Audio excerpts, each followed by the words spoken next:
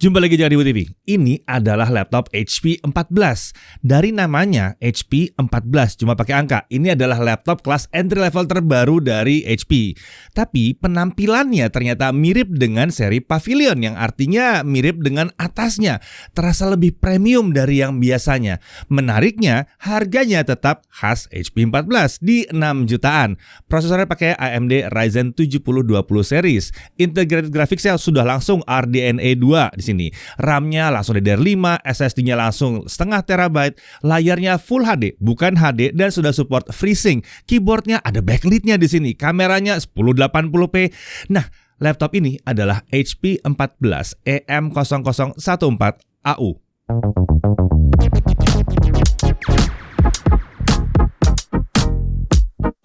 Ya, saat laptop ini datang, kami cukup terkejut ya dengan penampilan dan build quality dari laptop yang satu ini. Karena nggak terasa seperti laptop yang harganya di kisaran 6 juta ya. Tapi sebelum bahas yang itu, kita langsung mulai dari spesifikasinya dulu aja ya. Untuk prosesornya, dia pakai AMD Ryzen 3 7320U. Codename-nya adalah Mendocino. Kita udah pernah bahas yang satu ini ya. Fabrikasi 6 nanometer, default TDP 15 watt, 4 core, 8 thread, L3 cache-nya ada 4 mega. Integrated graphics-nya pakai AMD Radeon 610M yang berbasiskan arsitektur RDNA 2 dengan 128 stream prosesor. Integrated graphics ini sudah mendukung fitur ray tracing dan akselerasi hardware untuk video AV1. Oke, yang AV1 yang lebih penting ya. Untuk VRAM-nya adalah 512 MB. Sayangnya nggak ada menu pengaturan untuk mengubah ukuran dari VRAM ini.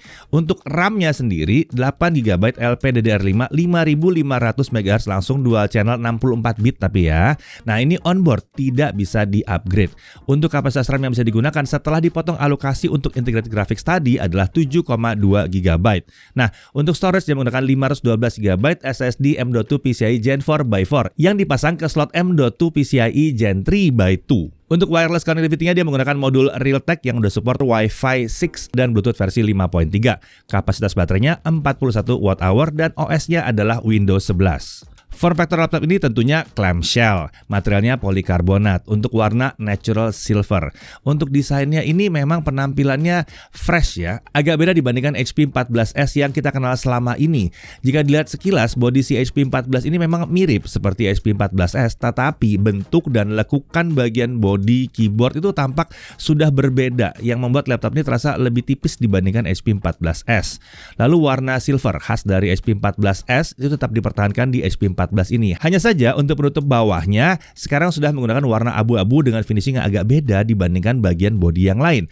Menariknya, build quality bodi ini terasa kokoh ya dari materialnya. Tentunya kalau dibandingkan dengan laptop lain di harga yang serupa. Ukurannya panjangnya itu 32,3 cm, lebar 21,5 cm dan ketebalan 1,79 cm. Ternyata memang bodinya sedikit lebih kecil dibandingkan HP 14S.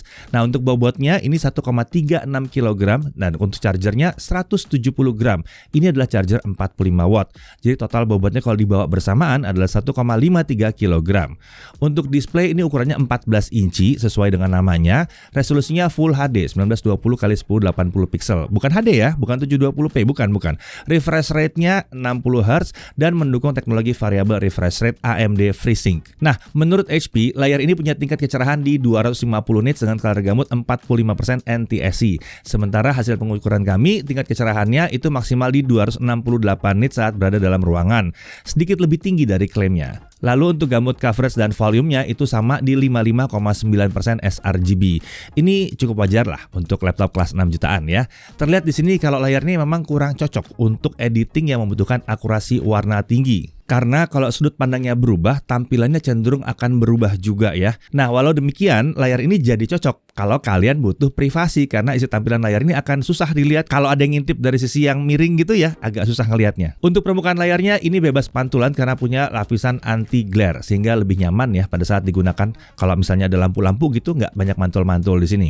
Bingkai layarnya juga sudah menggunakan desain micro edge yang tipis untuk sisi kanan, kiri dan atasnya. Untuk sisi kanan dan kiri ketebalannya adalah 4,65 mm dan atasnya di 8,91 mm. Desain seperti ini membuat tingkat screen to body rasionya mencapai 84%. Masih ingat ini HP 14? Lanjut untuk kamera dan mikrofonnya. Laptop 6 juta ini dilengkapi dengan kamera 1080p 30 fps dengan teknologi temporal noise reduction. Ya, kalian nggak salah dengar. Ini 1080p. Kameranya juga dilengkapi dengan fitur camera privacy shutter yang merupakan penutup fisik agar tidak bisa diintip walaupun mungkin laptopnya dihack ya. Nah, untuk mikrofonnya ada 2 buah dan ditempatkan di sisi kanan dan kiri kamera. Ada 2. Oke, kalau kalian mau tahu kemampuan kamera dan mikrofonnya kurang lebih seperti ini.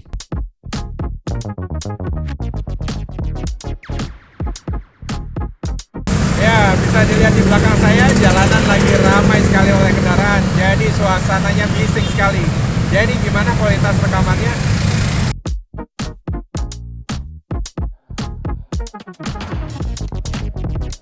Ya, bisa dilihat di belakang saya, jalanan lagi ramai sekali oleh kendaraan. Jadi suasananya bising sekali.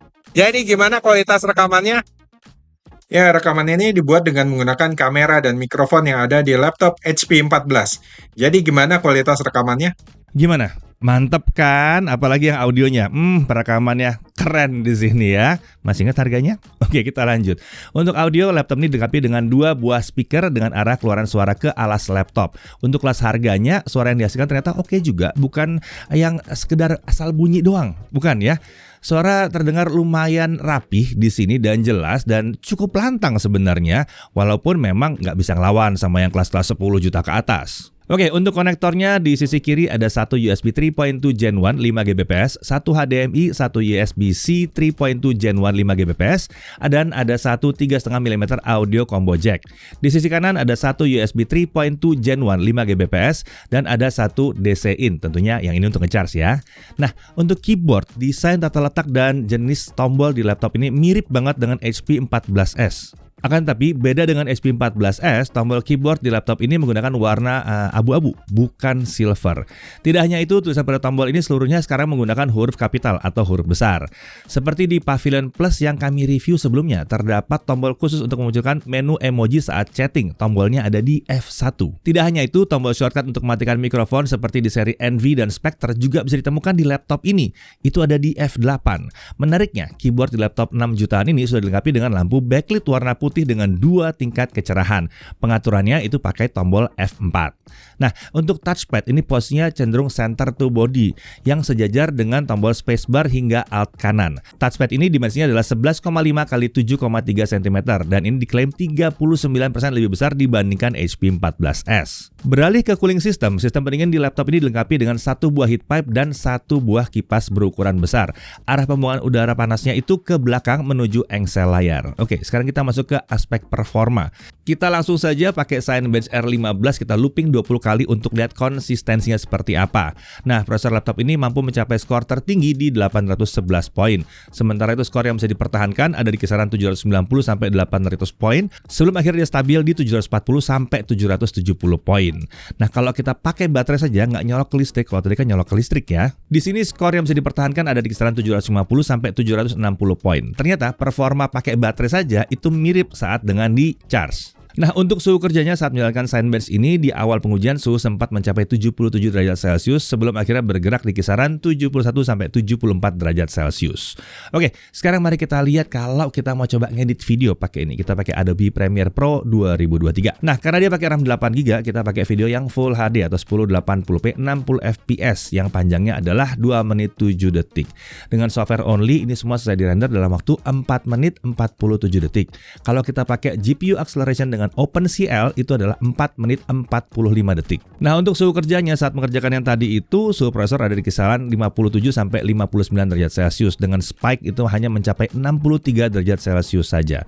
Oke, sekarang kita beralih ke DaVinci Resolve, software video editing yang gratis ini ya. Full HD 60 videonya, kita lihat bahwa dia bisa selesai dirender dalam waktu 9 menit 11 detik. Nah, suhu kerjanya itu suhu prosesor tertinggi hanya mencapai 77 derajat Celcius dan itu hanya dalam kondisi spike aja.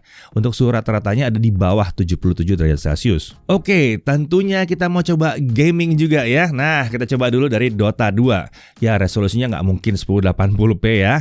1280 x 720. Fastest render scale di 100%, kita dapat di scene berat 25 sampai 35 fps, scene ringan 55 sampai 65 fps. Agak kurang ya, masih ada 25 fps-nya soalnya di sini. Nah, untuk CS:GO 1280x720p low, dia bisa dapat 70 sampai 110 fps. Lumayan ini ya. Lanjut untuk Valorant di 1280x720 lagi, low settingannya, dia masih bisa dapat 80 sampai 120 fps. Lumayan. Lanjut ke Genshin Impact 1280x720 lowest render scale di 1 masih bisa dapat sekitar 45 sampai 55 fps. Lumayan lah, lumayan ya.